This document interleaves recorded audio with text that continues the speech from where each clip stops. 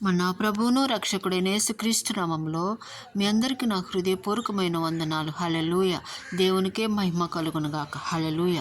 ఈరోజు వాక్యము యెషయా గ్రంథము 35వ అధ్యాయము 6వ వచనం. కుంటివారు దుప్పి వలె గంతులు వేయును, మూగవాని నాలుక పాడును, అరణ్యంలో నీళ్లు ఉబుకును, అడవిలో కాలువలు పారును. అదే యెషయా గ్రంథం 35వ అధ్యాయము 7వ వచనంలో, ఎండమాములను మడుగులగును, ఎండిన భూమిలో నీటి బుగ్గలు పుట్టును, నక్కలు పండుకొనిన వాటి ఉనికి పట్టులో జమ్మును, తుంగగడ్డియు మేతయు పుట్టును.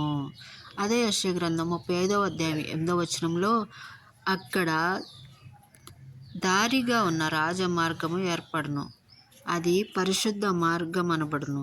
అది అపవిత్రులు పోకూడని మార్గము, అది మార్గమున పోవానికి ఏర్పరచబడును.